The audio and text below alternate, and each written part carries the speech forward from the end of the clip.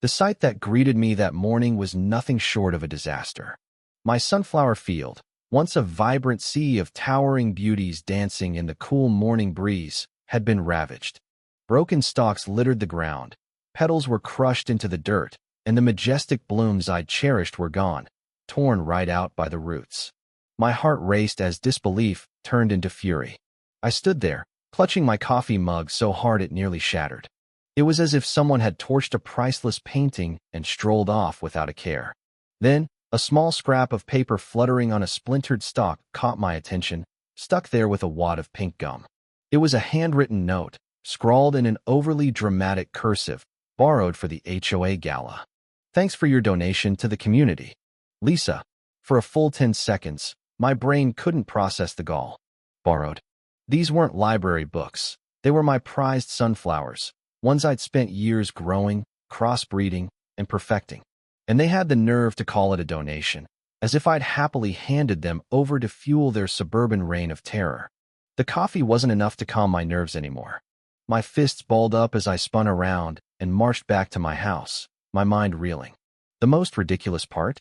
Lisa and her crew hadn't even tried to hide it. I'd caught them on my security cameras. Pulling up the footage on my phone, I hit play. There they were, Lisa, Cheryl, Pam, and Susan, decked out in their pricey yoga gear, wielding garden shears like a squad of plant-hunting bandits. They giggled like teenagers as they raided my yard, stuffing sunflowers into Lisa's SUV like they were looting a floral vault. Susan even paused to snap a selfie with my biggest sunflower, holding it up like a trophy before ripping it from the soil. A harsh laugh escaped me. Oh, this wasn't over. If Lisa and her posse thought I'd let this slide, they were in for a rude awakening. But first, I needed to cool off. Dealing with Lisa was like trying to reason with a squirrel over a garbage can.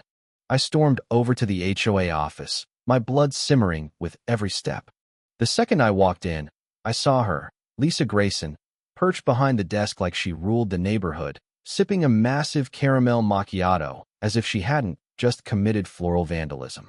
She barely looked up as I approached, her manicured nails clicking lazily on her laptop. "Tom," she said, flashing a salesman's grin. "I was just about to call you. The sunflowers look amazing at the gala venue. They really brighten the place up."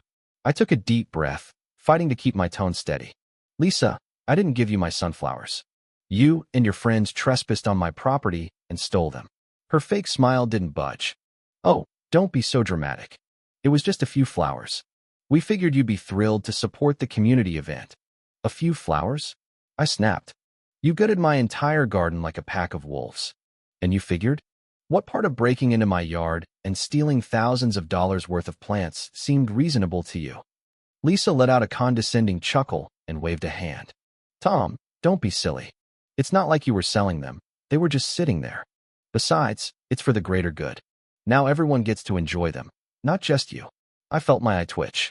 "Lisa, do you even hear yourself? That's like saying you took someone's car because it was parked and not being driven right then." She sighed and set her drink down. "Fine. If you're really that upset, I can probably get you a free drink at the gala or something." I almost laughed. Instead, I pulled out my phone, played the security footage, and watched her smug expression cycle through shock, irritation, fake outrage, bargaining, and finally the dawning realization that she was busted. "This is trespassing, theft, and property damage," I said coolly. "And since you think they're just flowers, let me clue you in. These were rare hybrids, and they were insured." Lisa blinked. "Insured?" "Yep," I said. "Which means this isn't just a petty neighborhood spat. It's theft of valuable property. And you're going to pay for it." For the first time, her confidence faltered, but she quickly rallied. "Tom, let's not blow this out of proportion.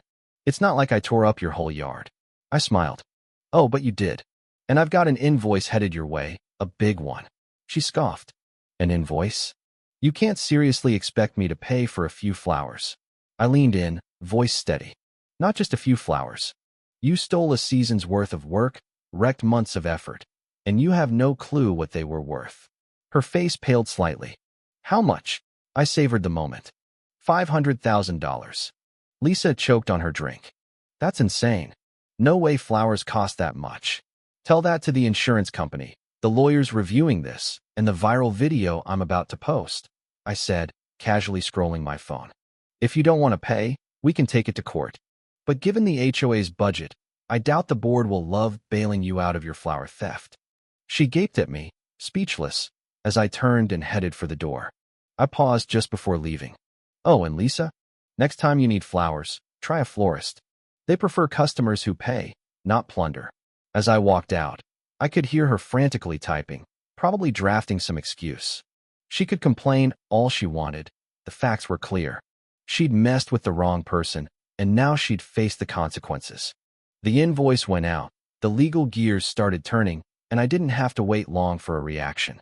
Less than a day after Lisa got the official breakdown of her sunflower heist, my phone rang. Her name flashed on the screen, but I let it go to voicemail. Predictably, she left a rant.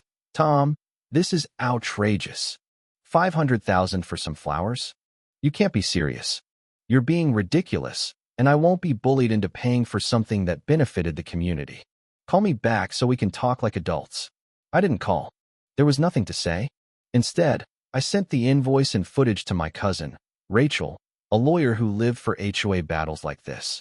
When I told her what happened, she laughed gleefully. Oh, this is going to be a blast, she said. By midday, the HOA board was in chaos. Word spread fast, and residents started hounding Lisa for answers. Apparently, the HOA's funds were already tight after a botched security gate project no one wanted. Now, with a $500,000 bill looming, people were livid. No one wanted to pay for Lisa's ego trip. Lisa, ever the schemer, tried to twist the story. She sent a neighborhood-wide email titled, "A Misunderstanding About the HOA Gala Decorations," claiming she'd only taken the flowers because she thought I'd want to contribute to the community's beautification, and that I was now spitefully demanding an absurd sum. But she didn't count on someone, probably a fed-up former ally, leaking the security footage to everyone. Soon, the video of her and her yoga-clad crew raiding my garden was all over the Pinewood Facebook group. The comments were savage. So she just took whatever she wanted and called it a donation? That's theft. Lisa, I can't believe my HOA dues fund this garbage. Did anyone else see Susan posing for a selfie mid-crime? Real classy. This is why HOAs suck. Lisa's spin was unraveling, and the madder people got, the more desperate she became. Then she made her next blunder. Instead of backing off, she doubled down. The next day, I got an HOA notice claiming my front yard was now excessively overgrown and an eyesore that needed fixing or I'd face fines. I stared at it, then burst out laughing. Lisa was trying to punish me for calling her out. A pathetic, obvious retaliation. I sent it to Rachel, who fired back a letter pointing out that my garden was pristine until Lisa trashed it, and that I could sue if the HOA kept harassing me. Lisa's fine threat was dead in hours. But she didn't stop there.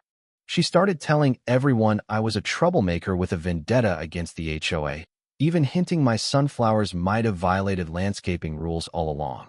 It was a Hail Mary, and it flopped hard.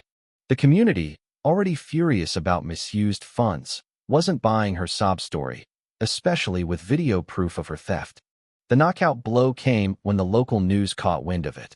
A reporter from the town's top station showed up at my door, eager to cover the sunflower saga that had sparked a neighborhood uproar. I handed over the footage, explained everything, and let the evidence do the talking. That night's broadcast showed my sunflowers in their prime, next to blurry clips of Lisa's gang stuffing them into bags like petty thieves. The cherry on top? An HOA board member, realizing Lisa had dragged them into a legal mess, went on air saying, "The board doesn't support our president's actions, and we're reviewing the situation." Translation, Lisa was toast. The next morning, I saw her pacing outside her house, typing furiously on her phone. A moving truck sat in her driveway, guys loading boxes. Word was she'd been forced to quit the HOA, and the legal fight had tanked her reputation so bad she was selling her house and leaving. It was almost poetic. Later that day, the HOA emailed me. Lisa was officially out as president, and they were revising policies to avoid repeats. Then her lawyer reached out with a settlement offer, less than $500,000, but still a hefty chunk, to end it quietly. I thought it over for about 3 seconds before replying, "I accept." I'd won, not just money, but everything that mattered. The tyrant who'd ruled Pinewood like her personal fiefdom was gone, and everyone knew what she really was. I used some of the settlement to rebuild my garden, planting bigger, better sunflowers. As for Lisa, I heard she moved to a no HOA neighborhood. Maybe she finally learned that bossing people around isn't fun when they push back. And maybe she figured out some flowers have thorns. The check cleared 2 days later, and staring at my bank account, I felt a quiet victory settle in. It wasn't the full $500,000, but it was enough to revamp my garden, expand it, and fund dreams I'd shelved for years. More than that, it was proof I'd beaten her at her own game. Pinewood changed fast without Lisa. Neighbors who'd stayed silent started speaking up, questioning rules, and pushing for real leadership. The HOA even cut fees for the first time in years, a small win that hit Lisa's legacy where it hurt. At the next meeting, the mood was electric. No tension, just hope. They nominated me for president, which I laughed off. I'd never touch HOA politics, but it felt good to be seen as trustworthy, not the villain Lisa painted me as. A retired teacher, Mrs. Carter, took the role instead, winning big, and people actually cheered an HOA vote for once. That night, I stood on my porch, eyeing my garden's ruins and plotting its comeback. With the settlement, I went all out.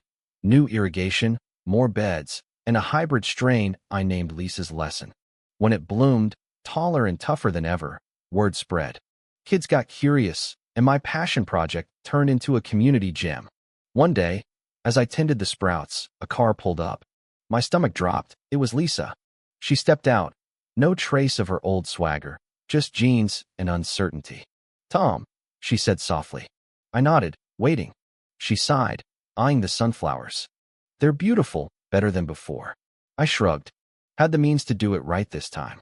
She bit her lip, then met my eyes. "Look, I messed up. I got carried away, thought I was helping the neighborhood. I see now I hurt people. Hurt you." I searched her face for a trick, but saw only regret. "Yeah," I said. "You did." She nodded. I wanted to apologize. It doesn't fix anything, but I had to say it. I paused, then nodded. "Thanks." She gave a small, sad smile. "Take care of the garden, Tom." Then she left. I watched her drive off, knowing it was the last I'd see of her. The wind rustled the sunflowers, swaying like they approved. Lisa was gone, Pinewood was free, and my garden was thriving again.